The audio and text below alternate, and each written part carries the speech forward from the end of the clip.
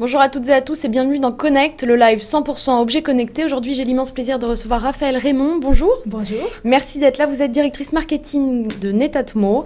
Alors, première question, est-ce que vous pourriez nous tracer un petit historique de Netatmo? Bien sûr, Netatmo, c'est une société française qui a été créée en 2011, qui compte aujourd'hui 80 personnes, qui a développé au fur et à mesure des années des produits et qui se positionne aujourd'hui comme un spécialiste français des objets connectés.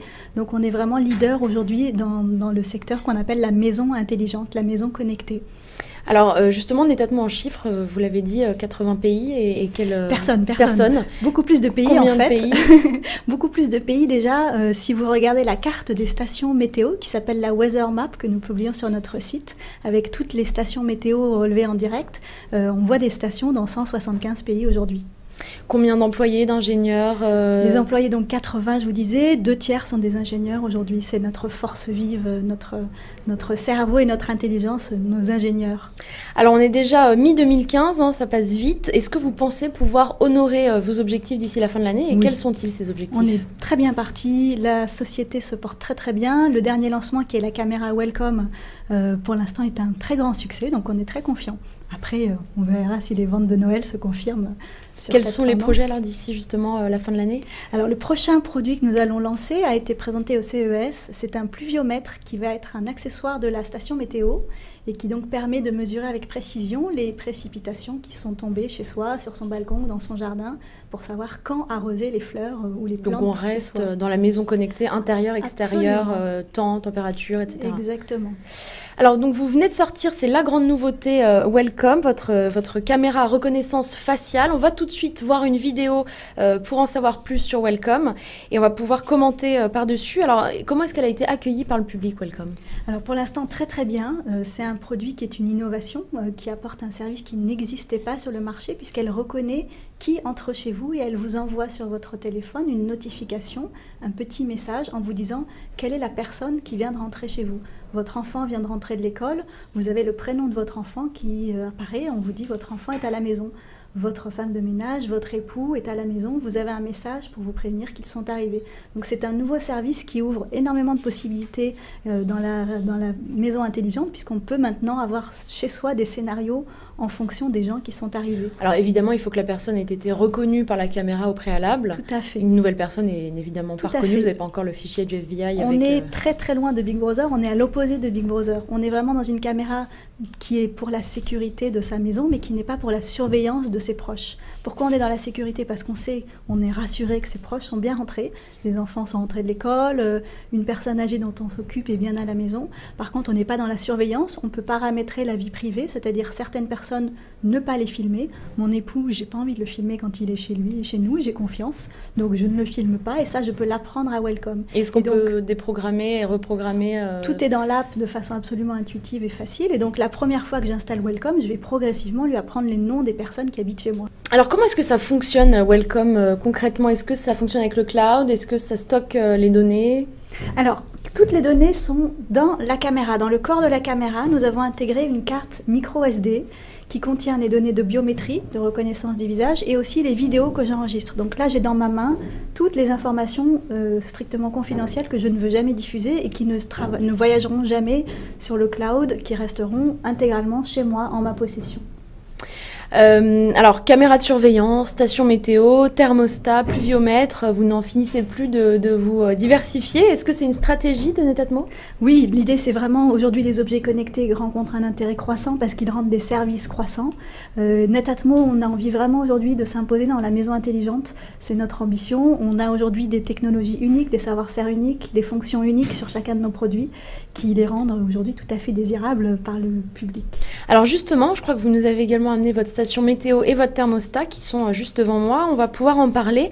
Alors comment est-ce que ça fonctionne et quand est-ce qu'ils sont sortis ces produits-là? La station météo, ça a été notre premier produit, 2012. Elle fonctionne, il y a un module qu'on met dans la maison, à l'intérieur, qui va mesurer les données de l'environnement de la maison, la qualité de l'air, le bruit, donc c'est le confort chez soi. Il y a un module qu'on met à l'extérieur qui mesure les données de météo traditionnelles. Et donc dans son téléphone, dans son app, on a accès maintenant à des données sur chez moi, quand est-ce que je dois aérer les fenêtres? Est-ce que le niveau de CO2 est trop élevé?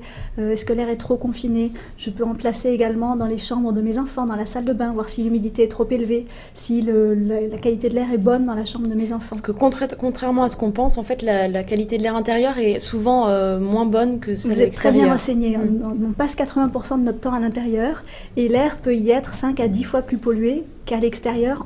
On parle de gens en ville. Hein. Donc en fait, tout simplement, le fait d'aérer, c'est le premier et le meilleur geste pour renouveler la qualité de l'air chez soi, faire baisser le CO2 et ventiler tout simplement la maison.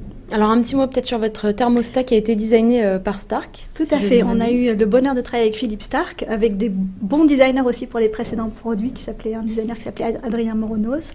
Et donc Philippe Stark a eu le coup de foudre pour notre projet, puisqu'en fait c'est un projet qui permet de faire des économies d'énergie. Il y a une dimension environnementale qui lui a beaucoup plu. Il y a une dimension très concrète d'économie vraiment réelle pour chacun des particuliers qui l'installent chez lui. Aujourd'hui, on a mesuré cet hiver sur l'ensemble des utilisateurs du thermostat Netatmo en Europe que les gens ont réalisé 37% d'économie sur leur consommation de chauffage, ce qui est absolument considérable.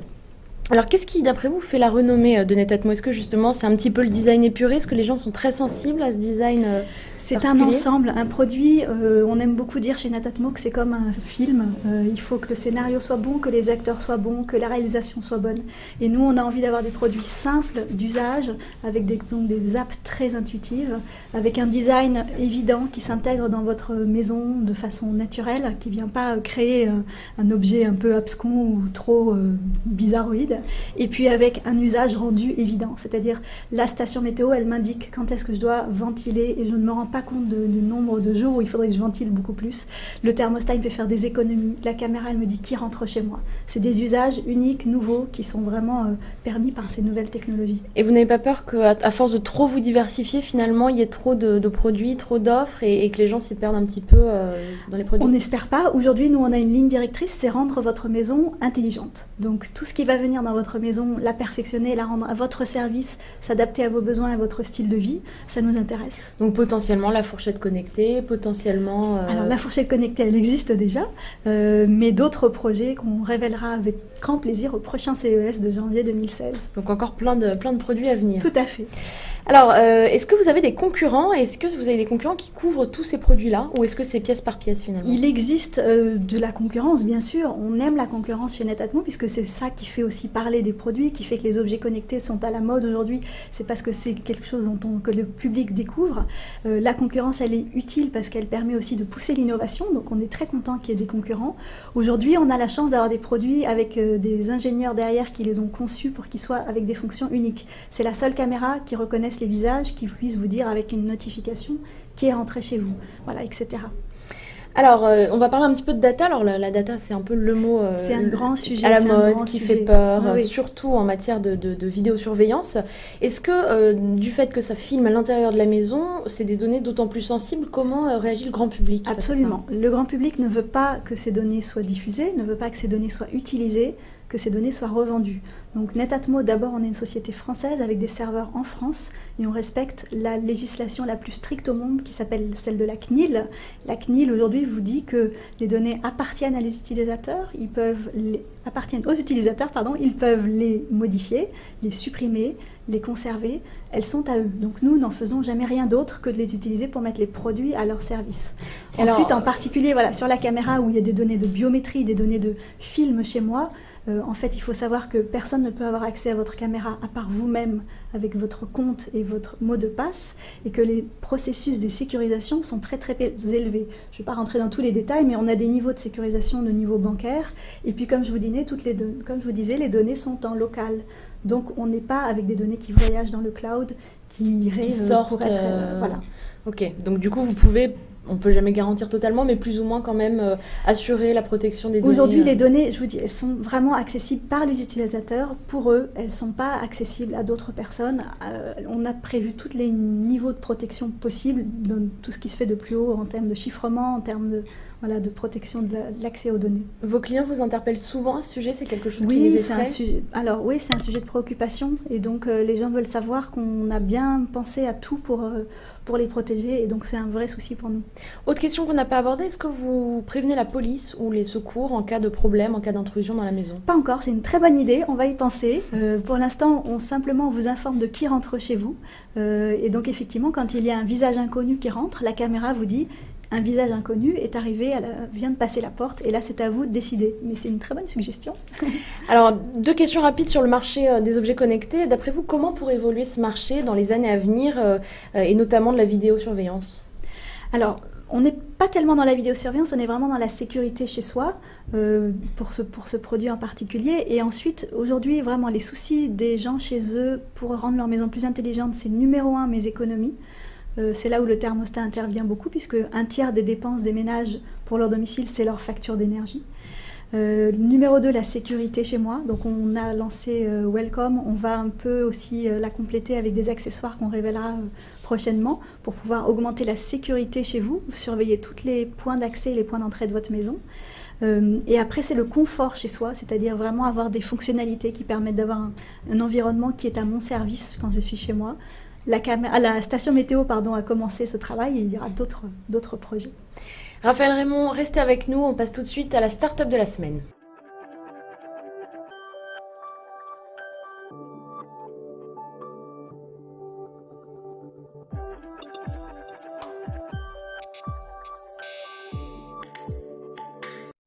Merci d'être avec nous sur ce plateau. Vous êtes cofondateur d'Emiota qui commercialise donc une ceinture connectée qui s'appelle Belty.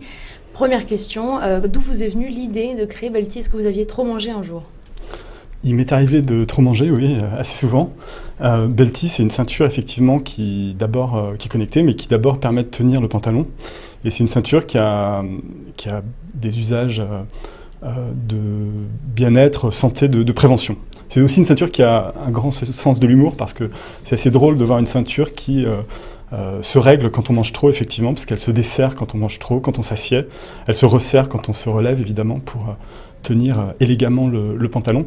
Mais l'idée initiale vient en fait de soucis de bien-être et de prévention, puisque évidemment le ventre c'est une zone extrêmement stratégique, il y a beaucoup d'informations très intéressantes, et notamment pour certains risques, par exemple, comme pour les prédiabétiques, par exemple, le fait d'avoir une augmentation du tour de taille et une mise en risque. Donc voilà, donc on prévient ce genre de choses. On vise à ça. Comment concrètement vous pouvez prévenir ce genre de choses? Il y a des capteurs dessus? Alors on a des capteurs, on a beaucoup de capteurs, enfin on a plusieurs capteurs sur la ceinture, et notamment un capteur de tour de taille, du tour de ceinture plus précisément, qui permet de donner la tendance sur plusieurs jours, plusieurs semaines, et puis de donner aux porteurs des indications sur les zones de confort ou de risque où il peut se mettre.